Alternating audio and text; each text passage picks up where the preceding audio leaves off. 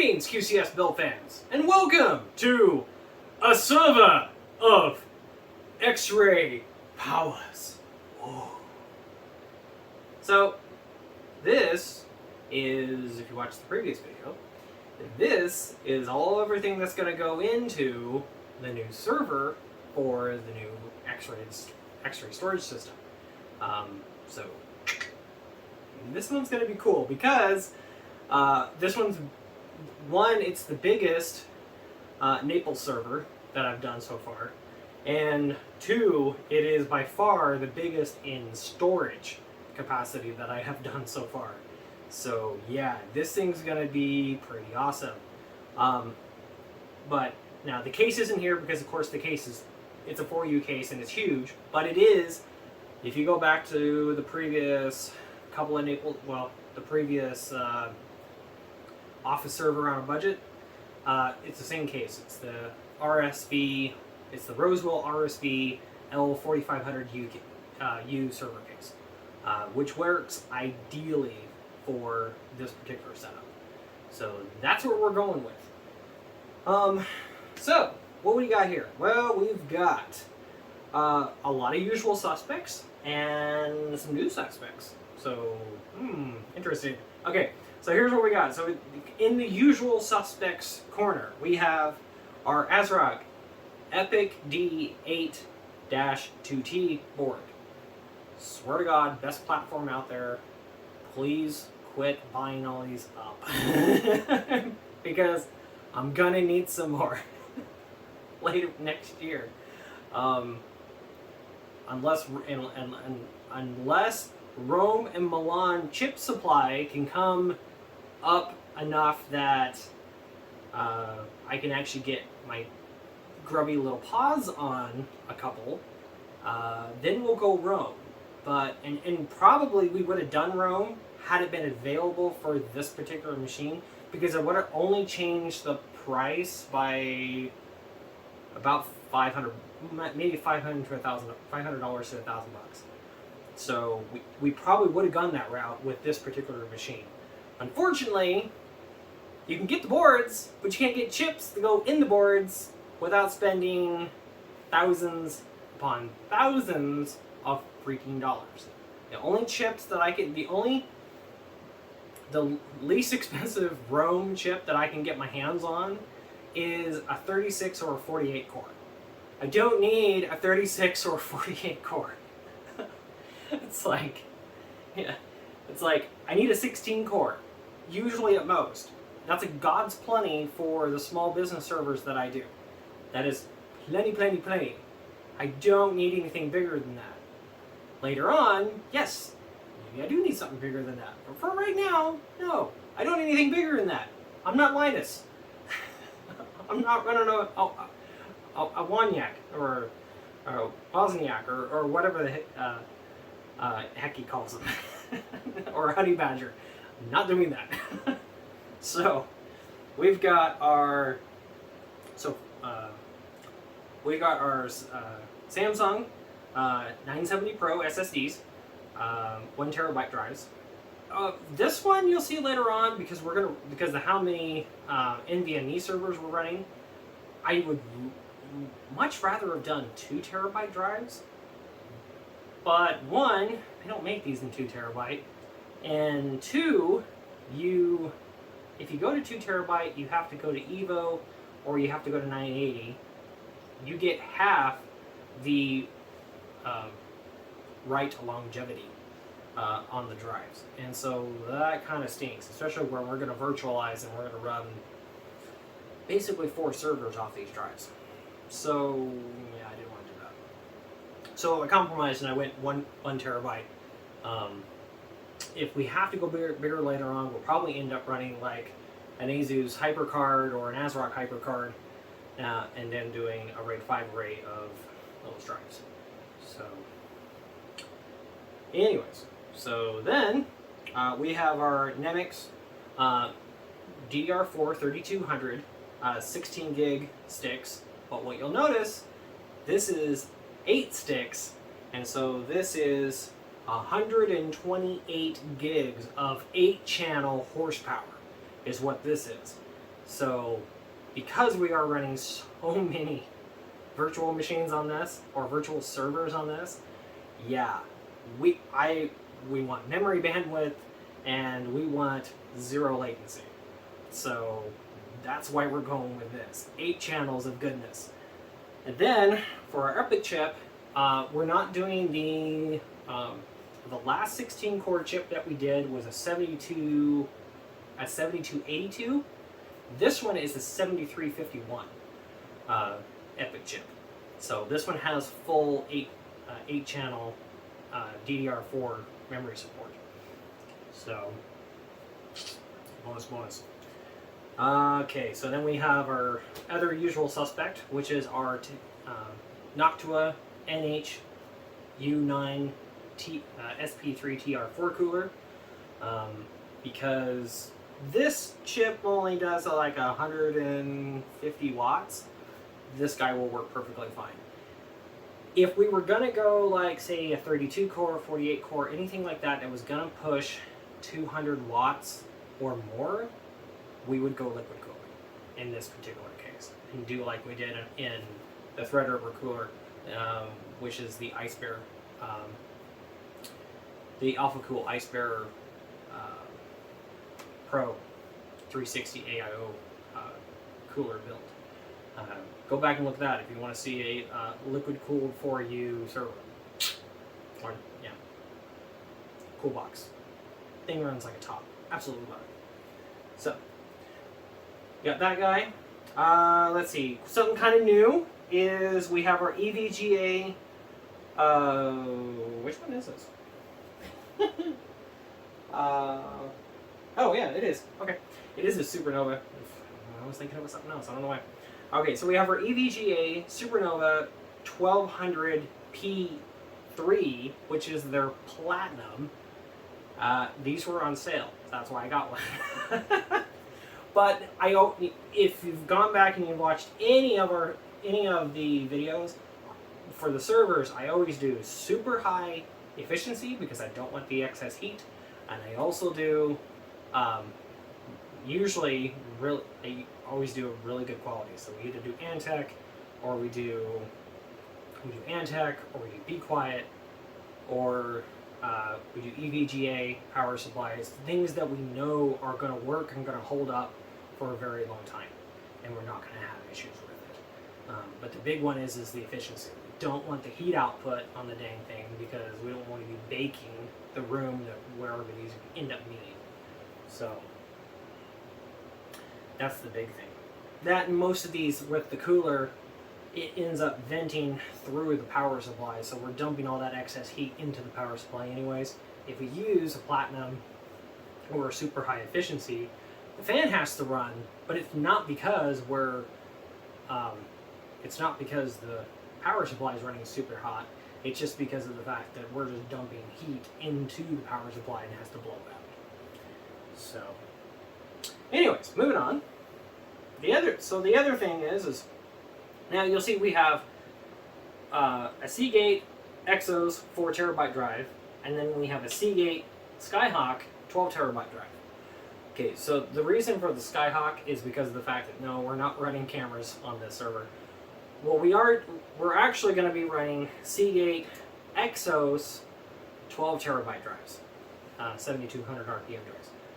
But those hadn't showed up in time for the video, so we're using that guy as a placeholder because it's the same size and it's the same chassis and everything, so it was close enough, and I had that one on the shelf. So, but in this, there is not going to be just one of each of these drives. No. We are going to run full RAID 5 on 2 sets, and we're going to run 3 4 terabyte drives on our main our EMR database, and then we're going to run 3 12 terabyte drives on our X-ray database. So, which will give us a total effective storage capacity of 8 plus another 24, which gives us 32 terabytes of effective storage. So, yeah, and it's all redundant. and it's going to be backed up because if you watched the previous episode, you saw the Fractal Node computer with the two 18 terabyte drives, which will be our 36 terabyte rated backup. So everything's going to be basically double redundant to a certain extent. So yes, this thing is going to be a beast. So to house these guys, we've got another usual suspect, which is our StarTech 3 5 1/4 bay to 4 3.5 inch bay hot swap backplane in the higher end model. You've seen this one before because this one came, not this one, but we used one of these in the Odin NVR build months ago, and yeah, so it's the same one as this guy. This backplane is in most servers, this is my go-to, unless I'm trying to go budget friendly, and then I use the other version of this, and it's not full metal. It's metal and plastic, and it doesn't have the big 80 millimeter fan in the back of it. So this one's more ideal because you can pull more air through it and keeps the server from suffocating. So, because you can at least get the airflow through this. So we're going to have two of these because that's going to house both of our RAID arrays. So the cool thing about this is we're only going to use 3 slots or 3 bays on the backplanes, and we're going to have an extra one, so that way later on, if we need to, we can add one more drive for extra capacity and for a little bit more speed on the drives if we start to run into an issue where we've got drive, if we're trying to running into drive overhead latency problems, which I wouldn't think we're going to, but you never know. So, yep. So that's the way that one's going to work. So then in our server, because we have, or in the server, in the case, we have room to actually put 3 of these. So we'll have one, which will leave the original cage in there, and we're going to change out the stock fan with an Arctic P12 fan in there. I'm going to try it probably both ways. I'm going to see how the cooling goes with just the standard case fans in the mid,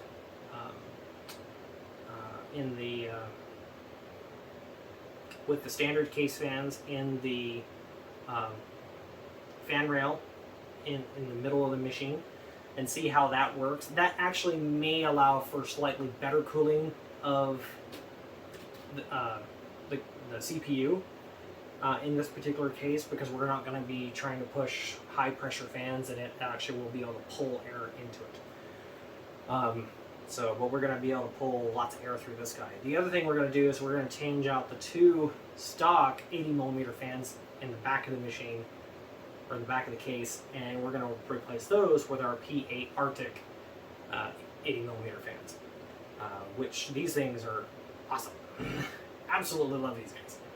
And then of course, to cable it all up, we're going to have our StarTech HD SAS to SATA cables that are 4 drive, 4 drives a piece, or 4 SATA channels a lot. So, okay.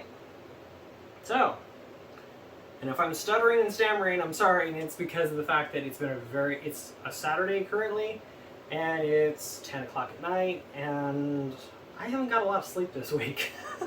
It's been a very long week. So, anyways, let's get a server built, shall we? Let's get to the bench before I fall asleep on my feet. Do this. Alright, here we are at the bench, and we've still got the blue coating, blue plastic on it, so yay. Okay, so let's go ahead and get the cover off of this thing and get to going.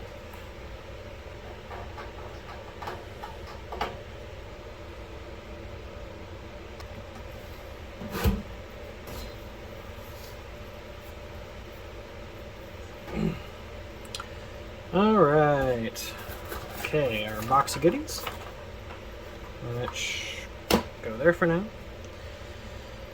Alright. Let's see. Take this guy out.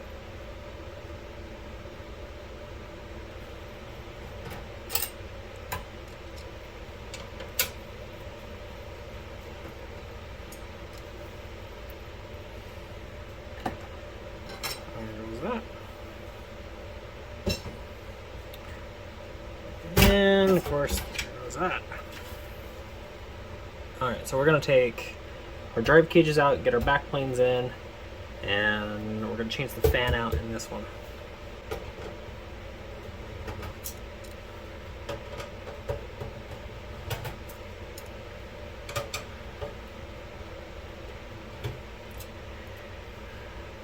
And then the bottom one we don't have to take out because we're going to leave it in, we're just going to change the fan.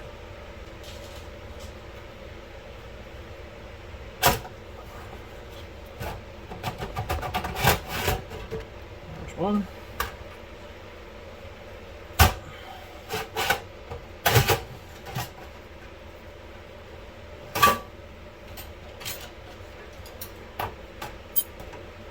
Now, cheater tip with this is to take just the front cover off with a magnetic screwdriver.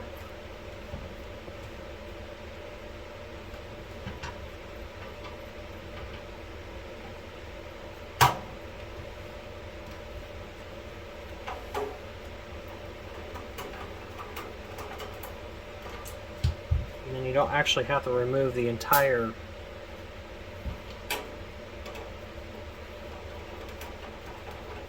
cage. You can just take the fan out.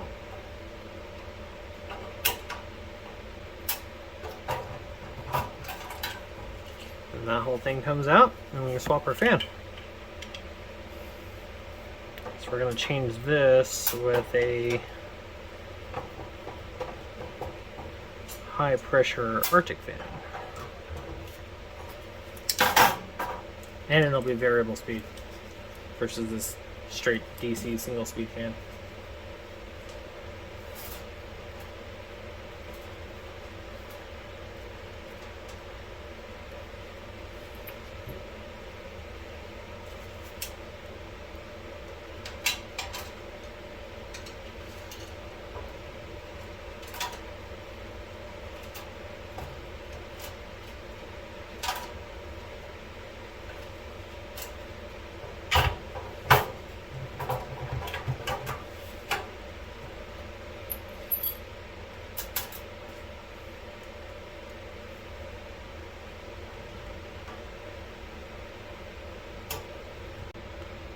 Okay, so we got the fan changed out. We had a little kerfuffle with the storage on the camera, so oops. Anyways, got our rails on, our locking rails on our backplanes, so we're going to slide those in.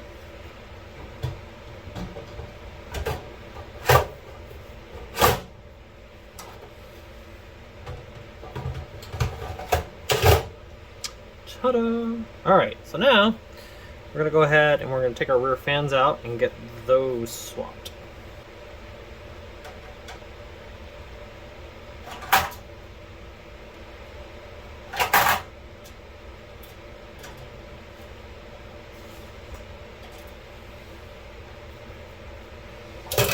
Okay, take those out.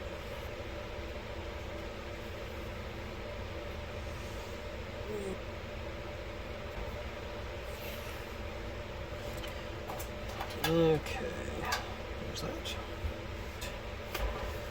One SuperNOVA 1200 watt power supply. Woohoo! Okay. Ooh, big old honking fan on that. So 1200, so it just has the standard power plug on it. It's not like the 1300 G2s or G pluses. Yeah, G pluses I think that have the big 20 amp power connector on it. Take the little plastic cover off here. Okay. What is it they say? Ooh, that was a satisfying peel. Yes. Yes, it was. Eco mode off. Okay.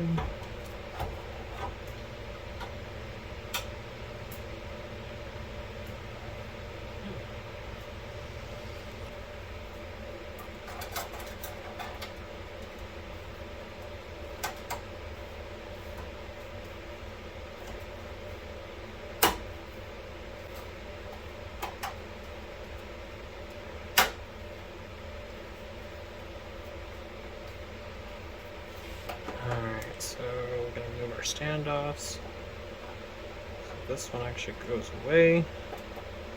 So we're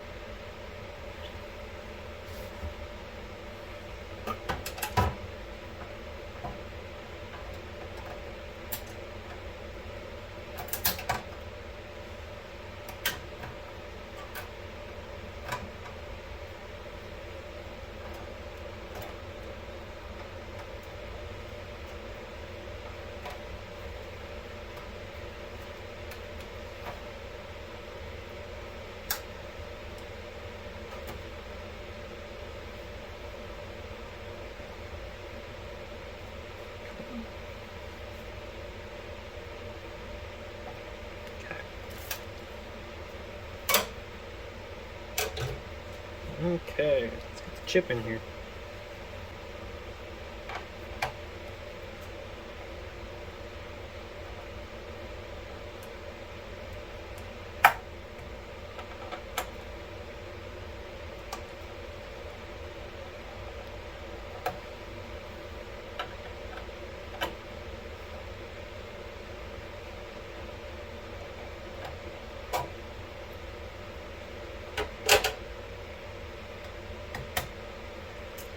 Okay, so our pins look good. So we're going to take our protector out.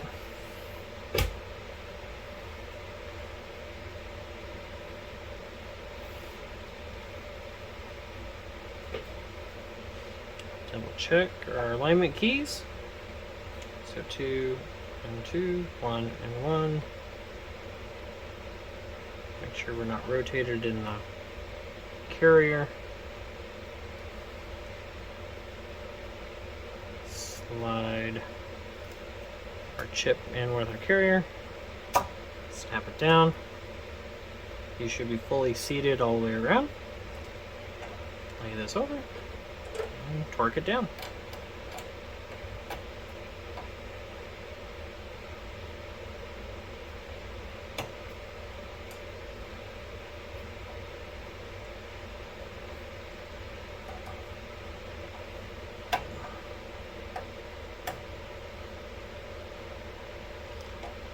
I'm just going through and aligning the threads on these, so then that way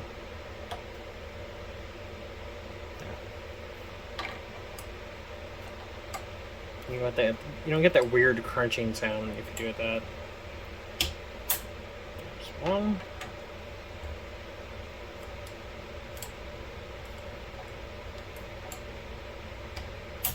There's two.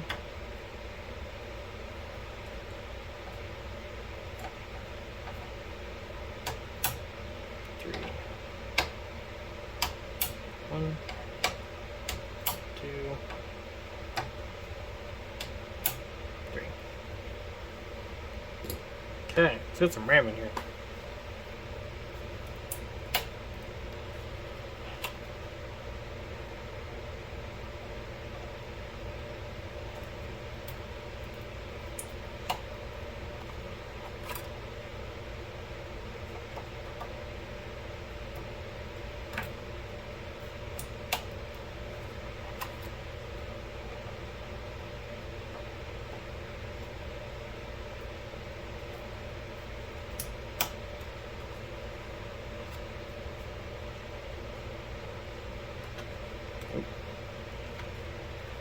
The other way.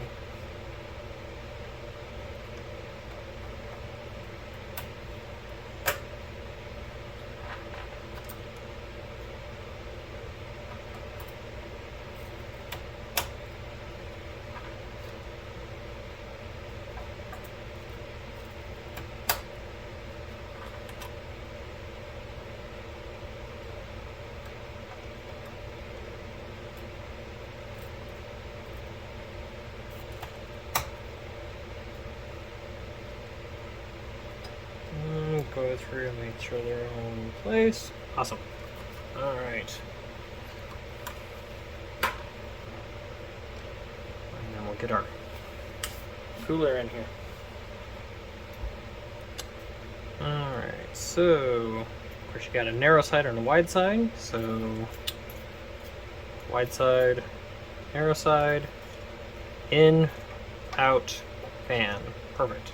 So we're gonna have to mess with it. And we got our NTH1, and we do my personal favorite kind of spread, which is 3 strips.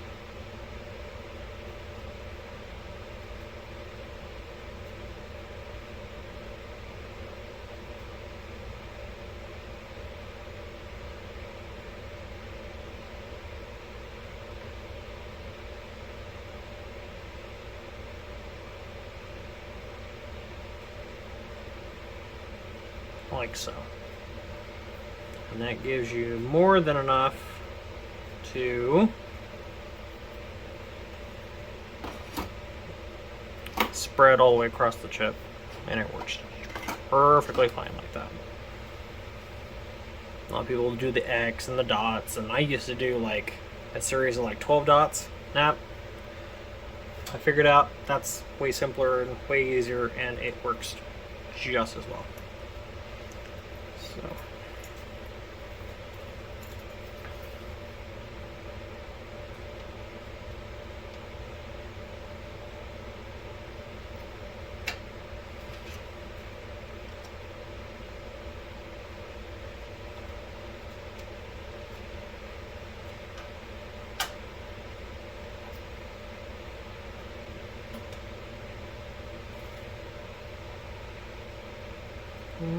Okay, so we're running it down just to where the springs make contact, and then 1, 2, 3.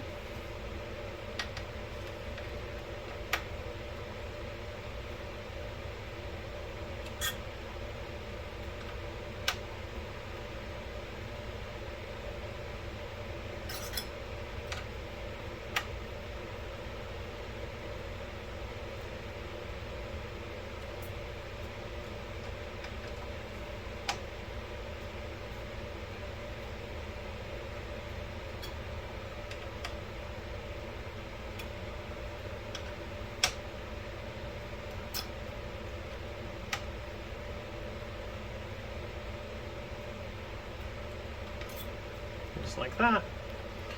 Just like that.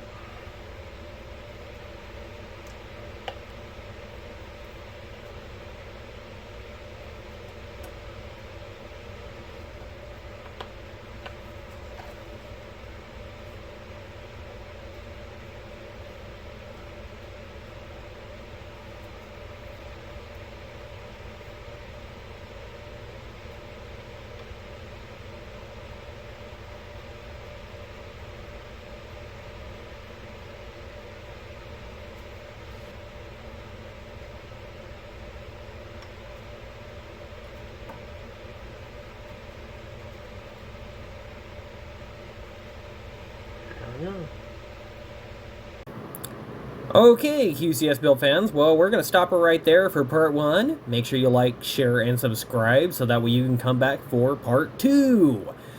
So, thank you for watching, and we'll catch you on the next one. Bye for now.